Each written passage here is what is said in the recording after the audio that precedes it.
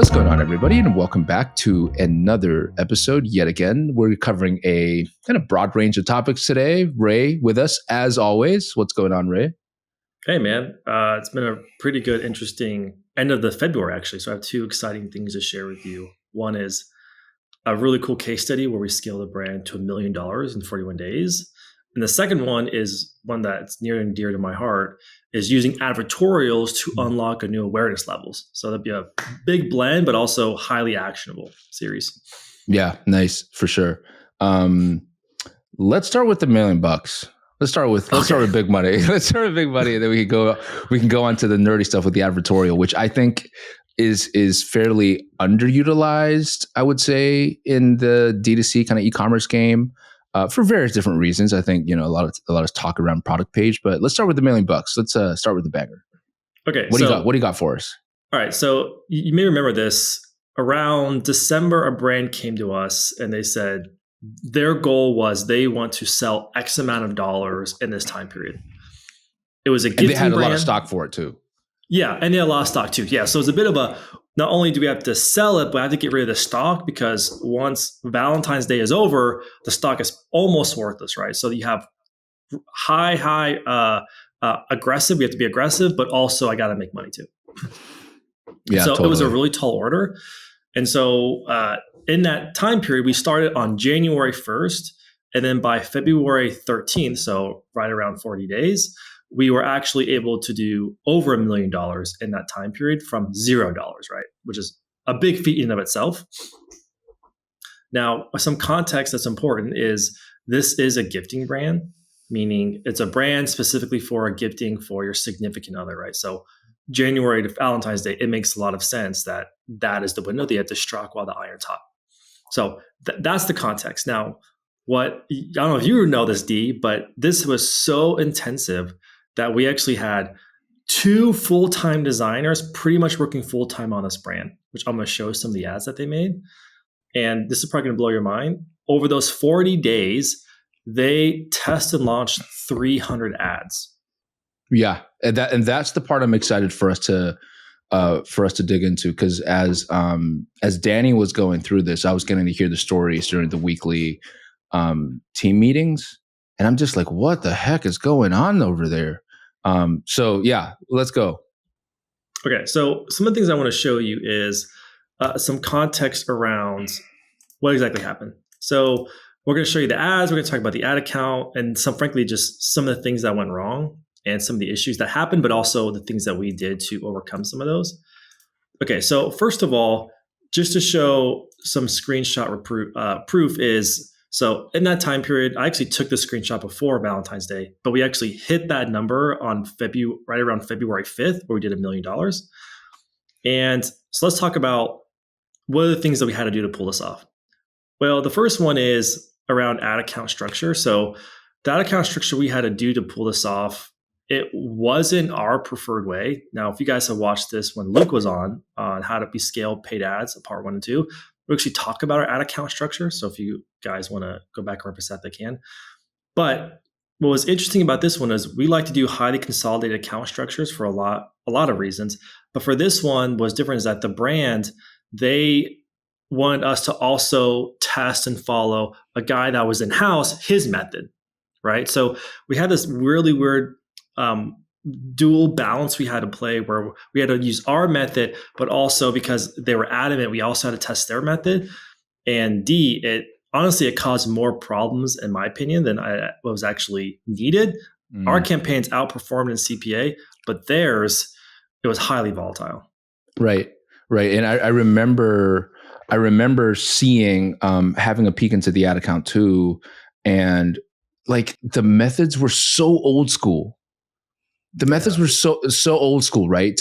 It literally was go with volume, spray and pray, and then whichever one was working, just dupe and then go again.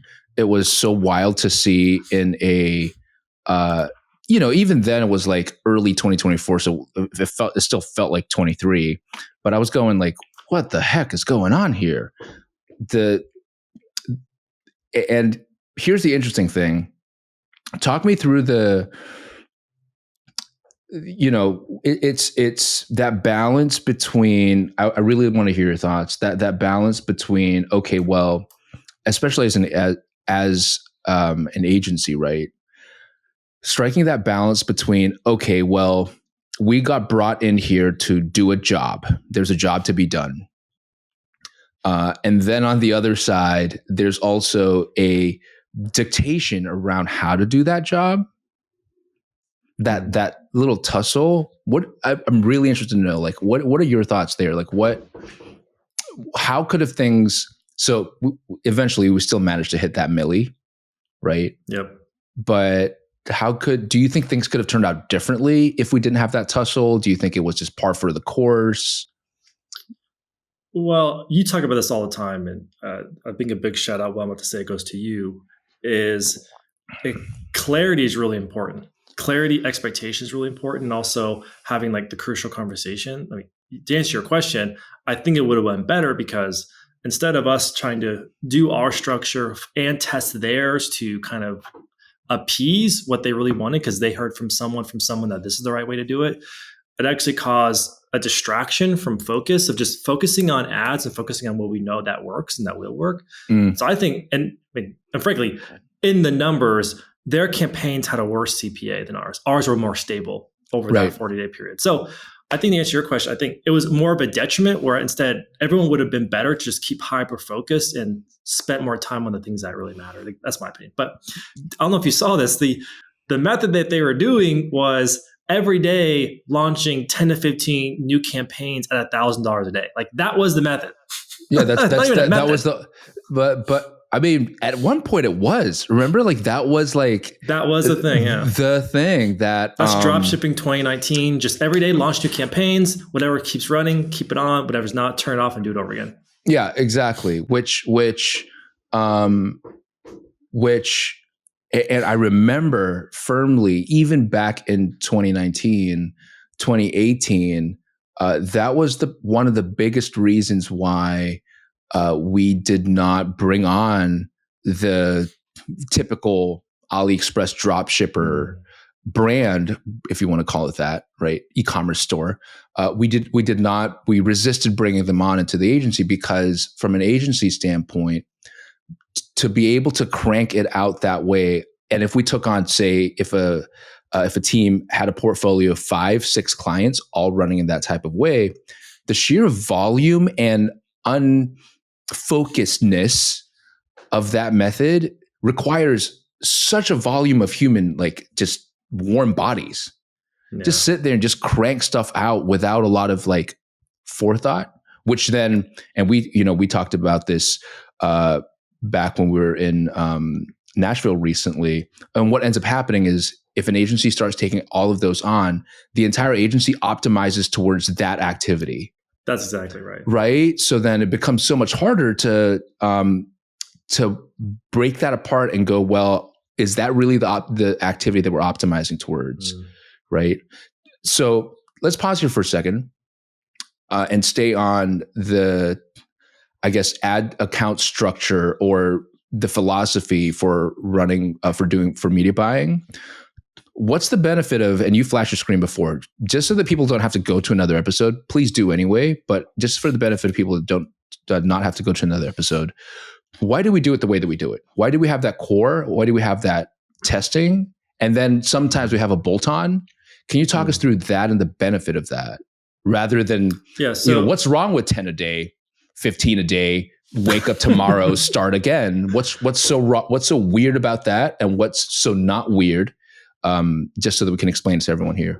Hey, I'm going to explain it, but you know what's really funny? You remind me, back in December, we had another brand that we were working with, and they sold a product that you can find on AliExpress. They were frankly just a drop shipper, but they had some stock. So they're a real brand since I hold stock. No, you sell the same products AliExpress.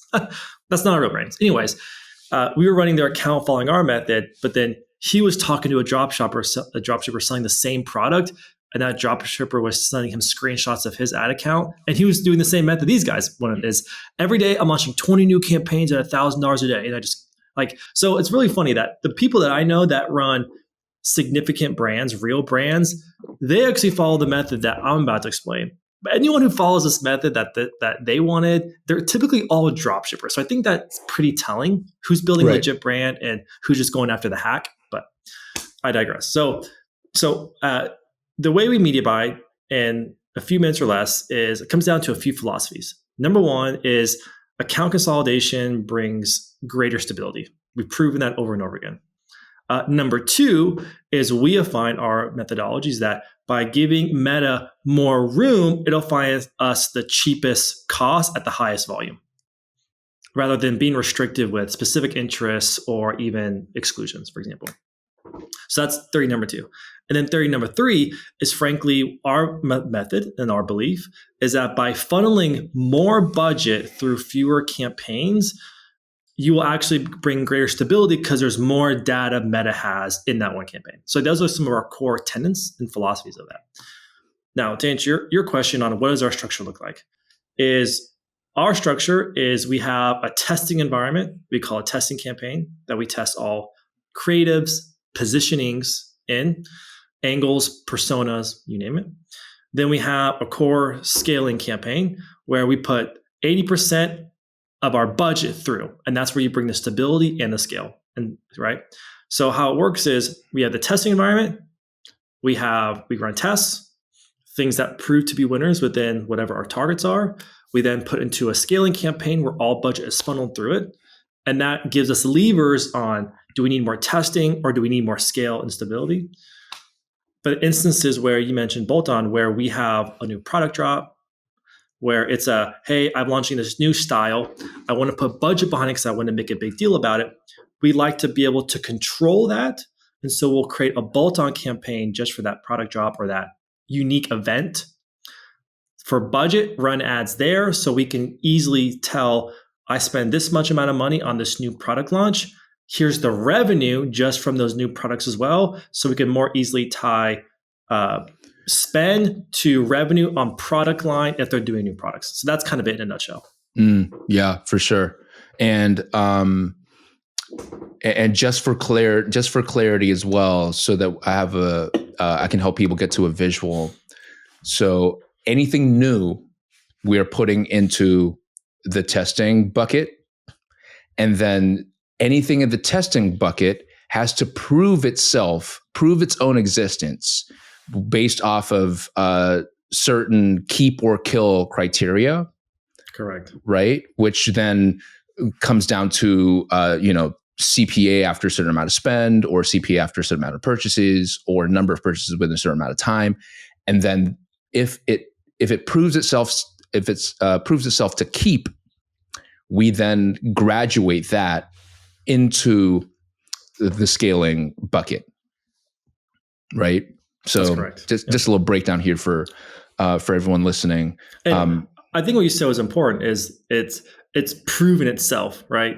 I think that's really important. Is like, what rules or decisions do you live by that something is proven? Because if otherwise, you're going to be in this really awkward position where you're running things by gut feeling. So we try to remove that by saying, here's like the quantitative, how we make decisions on this is proven versus not proven. Yes. That's typically, like you mentioned, like purchases with a certain cost. Yeah, for sure. And it eliminates personal preference or opinion when it comes to creative or someone, whoever it might be, whether it's on brand side or whether it's on our side, to then be like so in love with a 30-second video that they stop seeing reason. That framework is the entire point, is to be able to then mitigate any situations like that where someone falls in love with it, but to the point where they can't see the numbers anymore. So funny. Right? I was just reminded when you say, carefully writing out what are the rules to the game you're going to play. Oh, for sure. Then at least you can look at ref and be like, yo, ref, like, what's going on? Like, the rules. No, okay, I guess no rules. And then in the no rules situation, and I think this, which is what we just talked about, where it's semi rules, right? If you work a right hook, this is the way that we do things. Let's explain to you why these rules exist, right? Let's explain to you why there's this thing called traveling in basketball. Let's explain the reason why you can't elbow someone in the face in basketball, right? It helps everyone in that game have a good time. And then we had semi rules for this instance where we managed to hit the KPI that we wanted to hit. We moved that stock. We hit the top line number. We were achieving the MER targets that were set because we have to move that inventory as well within a very finite amount of time. However, then we had the other side, the semi rule being the other side of, holy crap, we've got this way of approach, this philosophy of media buying, and we also have to manage the other side, which I think is a really big lesson for us to even take a good hard look at ourselves, look in the mirror, as Luke always likes to say, take a hard look at ourselves and go, how do we do a better job of maybe during onboarding or even during pieces like these, explain the merits of why we do what we do and the way that we do it, so that we can avoid situations where it's a half-half. Because if really, a half-half just still isn't following the rules. It's just kind of sorta. It's like, okay, the rules of this is monogamy. I'm marrying you because I love you. But let's go half-half. On Saturday, Sunday, no monogamy. Yeah, that's a problem. Right? It's kind of like, wait, so then that's not, why are we calling it monogamy? You might as well not, right? It's an open relationship. Can we just call it that at least? And then can you imagine all the emotional and mental bandwidth taken up? Like, how are they feeling? Are they right? Because like now you changed the rules on me. So that's what happened with our team. The rules got changed, so now like they're having to question something that they've never had a question. Is that a problem? Is it impacting us? Right. And I completely understand where the team's position, because our number one core value is focus on our client's success. That's our number one core value.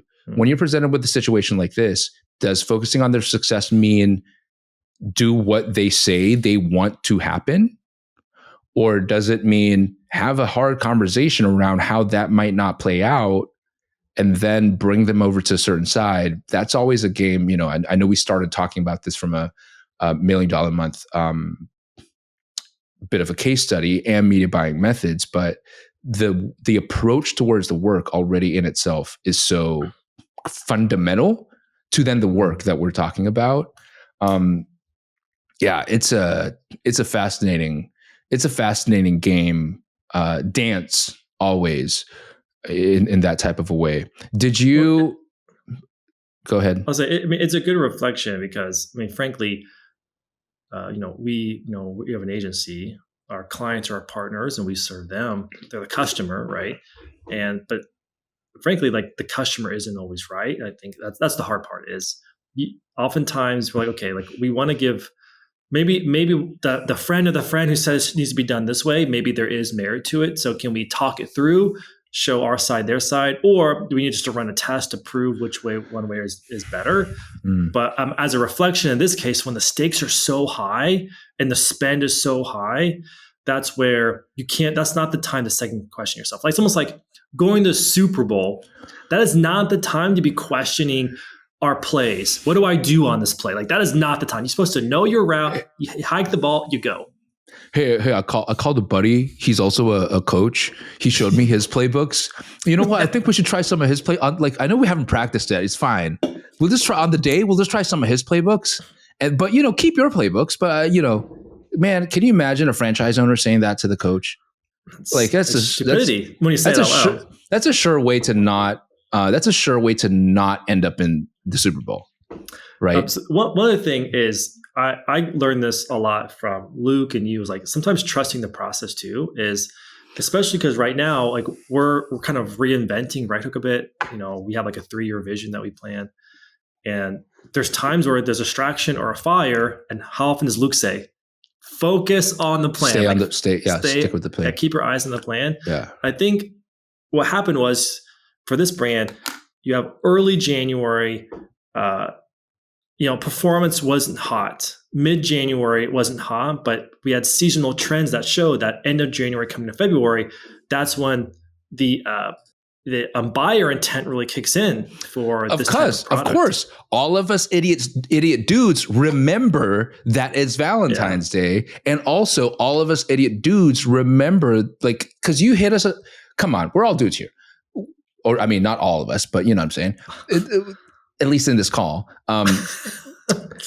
if I get hit with like Valentine's Day stuff in January, as a, you know, like born in the 80s straight man who's married, if I get hit in January, I'll be like, I'll wait till like closer to the, I got time. So, you know, that ad will probably retarget me or something, and I'll probably see it closer to, they'll advertise more in like later Jan, early Feb. I got time. So of course, even from a customer usage standpoint, that's where it's going to go. So stick with the plan, because the plan factors that in, right? I think that's where that problem has, because mid-January, they got a little nervous. They weren't trusting the process, trusting the plan, trusting the data that we had. But still, like, we still hit the numbers, we still hit the market. And so shout out to Danny and the team and Stanley who pulled this off. But those are some of the biggest challenges we had, is being able to trust the process and stay focused when we're combating performing, but also combating this guy of a friend who said it has to be done this way because he spent this much amount of money on Facebook. Totally. When you were talking about the customer isn't always right, the immediate thing that it reminded me of is something that even I forgot, that I used to tell the team all the time. When you go to a doctor, you are the customer, you are paying, but you don't then go, hey, listen, then I spoke to another buddy doctor. It's like, you know, the doctor be like, why don't you just go to that doctor then? Like, what's the point of this? Like, what are we doing here exactly?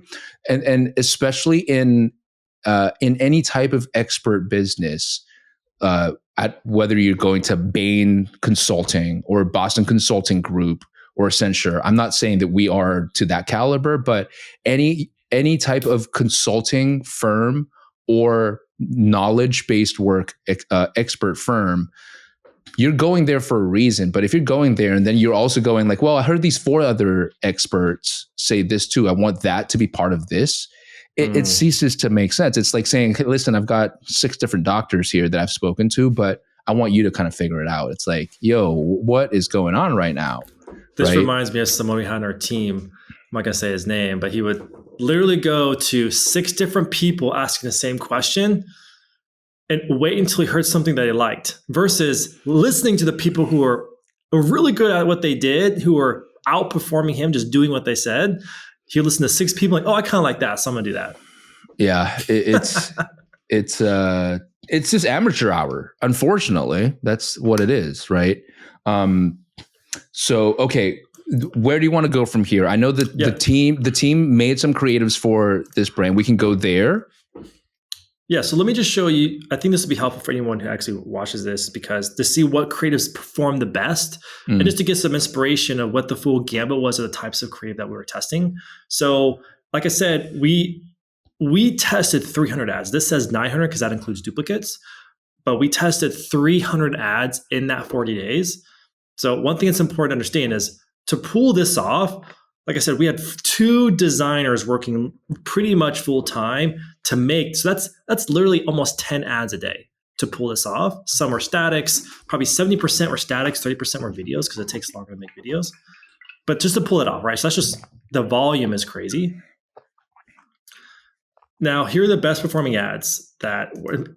So by the way, I think that's really cool. This account, the most that we spent on that day was 71 grand. So we spent a lot of money over that time to make over the $1 million. But one day, especially February 7th, things were going so well. We were just, frankly, just riding the wave. Let's spend as much as we possibly can because things are going really good for us. So here's the ads that perform the best. And some of them, I'd probably say, aren't what you would expect. So these are actually the top 3 best performing. Then I'll show you the next top 3. Which one do you think actually performed the best of these 3? They all were within target, but one specifically outbeat the others. My guess is first one. I always like native looking stuff. Yeah. So this is a cool strategy. We were white labeling. No, you did. No. But this is a good strategy to point out, is we were white labeling this model's Instagram account. So that's a great tactic. So the one that actually performed the best was back in stock. Fascinating. See, So take it had opinion the away. most Like amount of spend. if I went in there, if I had to go to that team, I'd be like, yo, keep slamming the first one, man. Let the data speak. Because again, I'm just one person. Fuck do I know? And I mean, these were all within target, but I'm judging it based off of what Meta chose to put the most amount of spend behind. Sure. Yeah. And had the most purchases was the back in stock. All right. The next three that was again within target were these three. So this one was a model with EGC. I love camouflage style, advertorial style, but these were the next three, and all within target. So between these six, gosh, they probably spent $200,000-$300,000 between just these 6 ads, tens of thousands of purchases. Yeah. Now these I would say are pretty standard, what you would expect, but our team, they were testing all kinds of wild stuff because you kind of have to. Like, there's so many people running Valentine's Day stuff during this period, so we're testing all kinds of crazy stuff. Like, we were doing like breaking news and camouflage looking like it was a Twitter post. And again, this is just a few of the 300 ads that were made.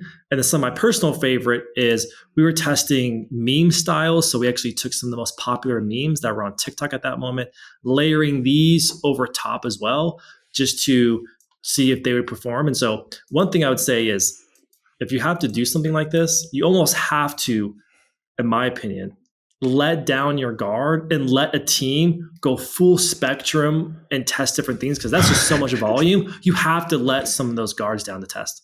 Yeah, for sure. Which we've talked about, I think, episode 1, just loosening up the guardrails and let testing be testing, right? Rather than testing be a foregone conclusion, which is kind of fake testing.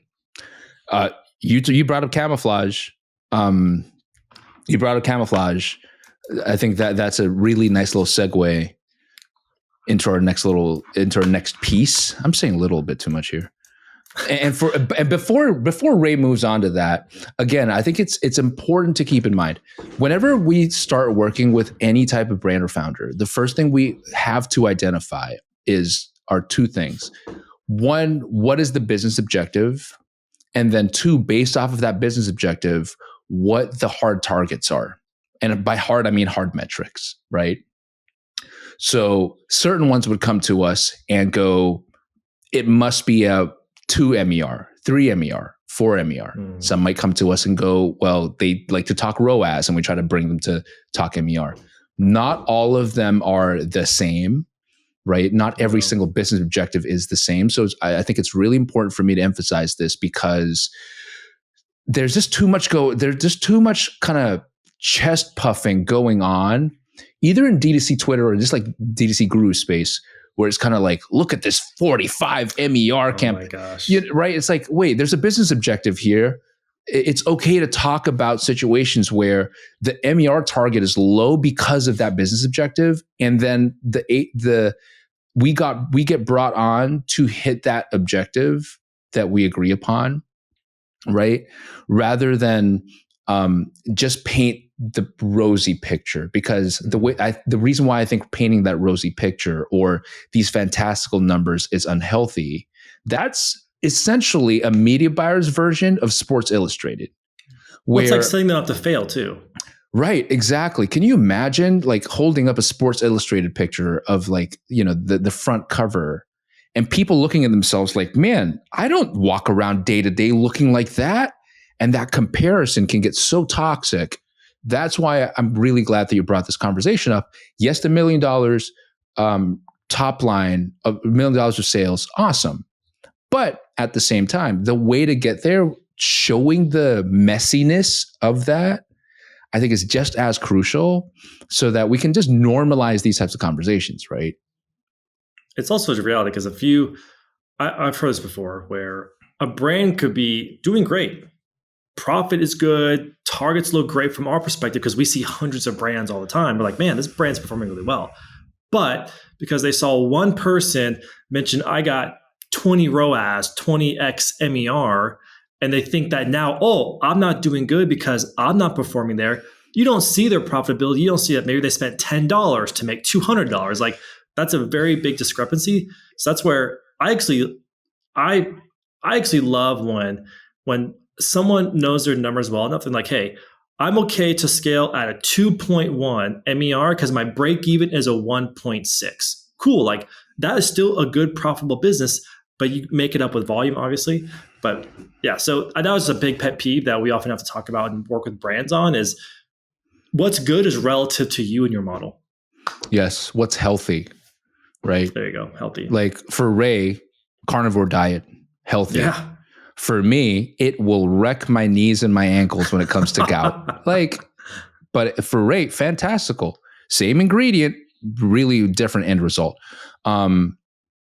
It's that discernment is so vital and so critical. And bro, I mean, you and I know this. Like we've been privy to conversations or at least intel.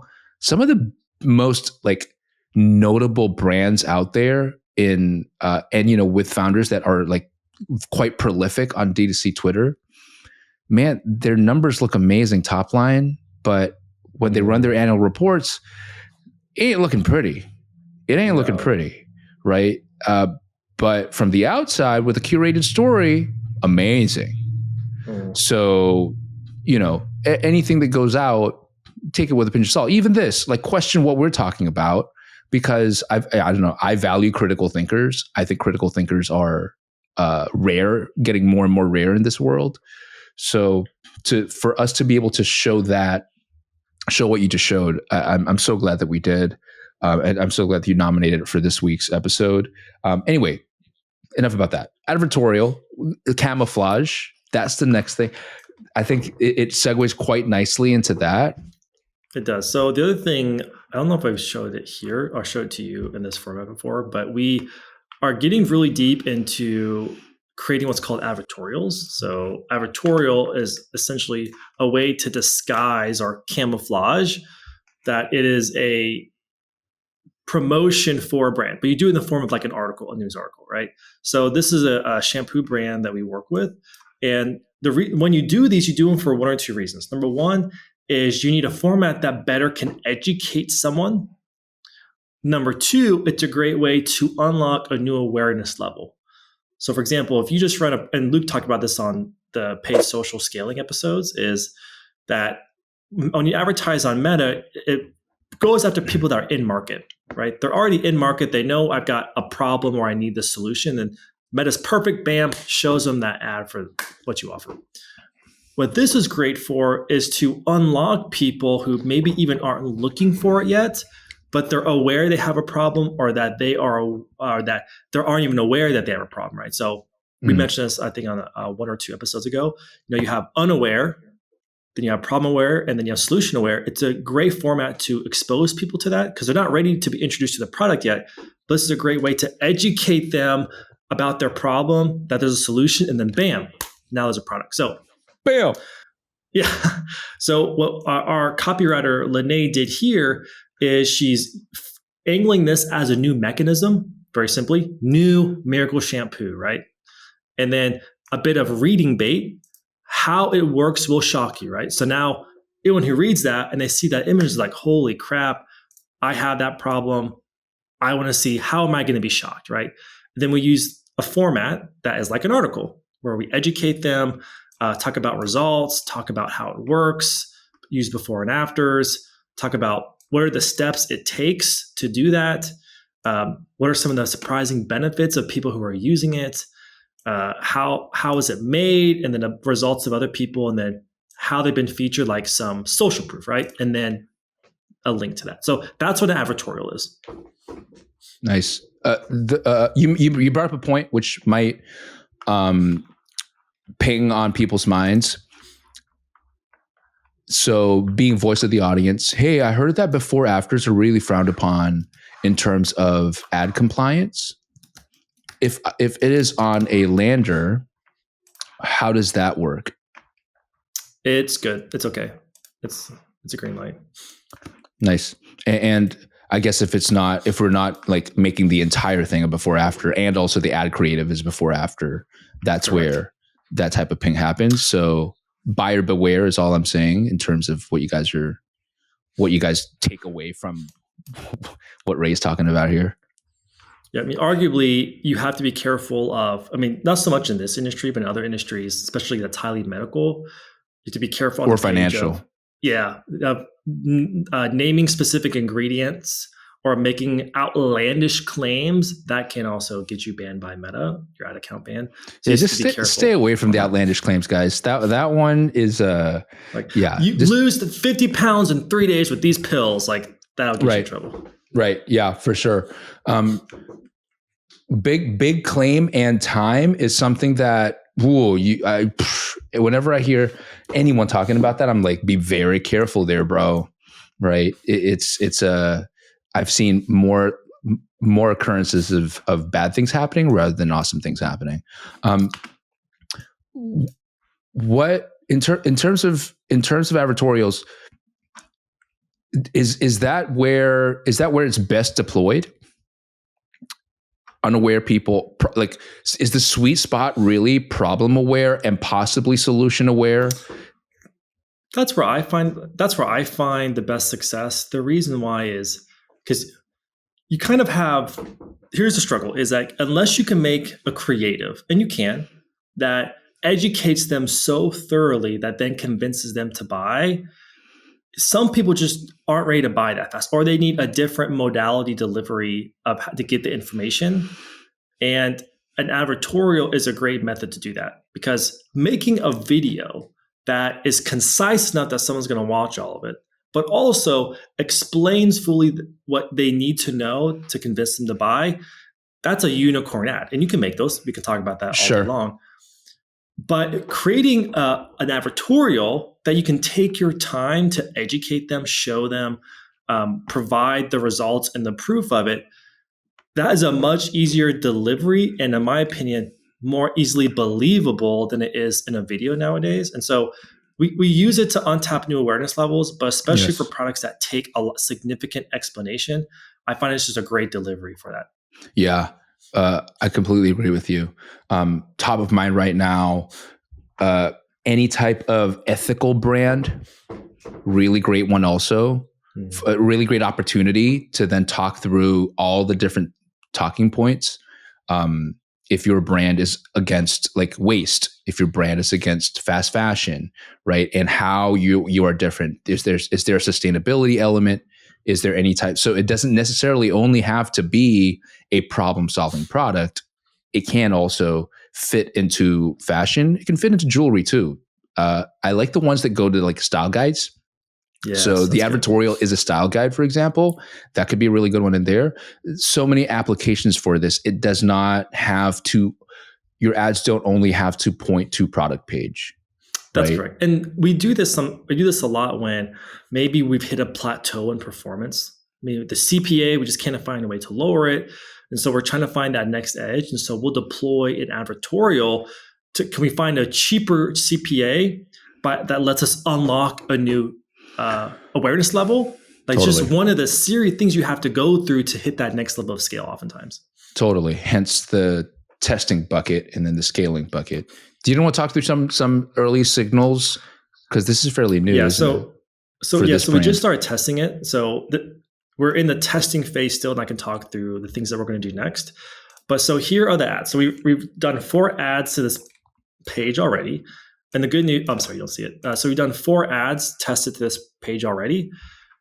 So the good news is it's already proven to convert. And that's what you're looking for, is your first pass for your advertorial. Can we get confirmation that people are willing to buy from it? Because now you have something there that you can then iterate and test against to improve that. Now, what's cool is we have varying degrees of success in terms of the ad performance, but the fact that we already have an ad that has got 7 purchases within our target CPA, that's a great sign. Right. We have something. That early testing signal. That early feedback loop for testing that gives us a signal that, like, okay, we can move on from this. Which one's, again, that keep kill framework that we're using as well, right? Correct. Yeah. So our next step now with this is this ad's proven to work. So we'll graduate that ad. But what that means as well is we're not done. So we're actually going to go back to the advertorial, and we need to run some split tests, because what I'm looking for is can I get more ads running to this page that convert within target? And that means the advertorial is great because we have to solve the problem. Is this still an ad problem or is this an advertorial problem? So now we need to go about split testing both of those. Yes, got you. Absolutely. Find that bottleneck, right? And then just start attacking that.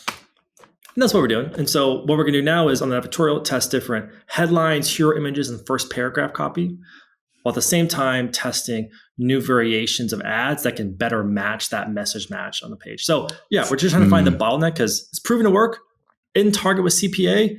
And now let's see if we can get it to scale. And I think that's going to be through experimentation that we'll get that next one. Yeah, that's so awesome. All right, man. I know you got a jet to something else. I appreciate the walkthrough. And I think I'm glad that we talked about it the way that we talked about it. And hopefully you watching get some value as well. If you do, we would love a like and a subscribe. That really helps us show up more for the people that may find this helpful in their lives. So please do like and subscribe. And also let us know in the comments what you found helpful. Or even better, what you would like us to talk about in the future. Would love to see you there. Hey, all right, cool. Ray, thanks for that, man. I appreciate you. And for you watching, we'll see you next time.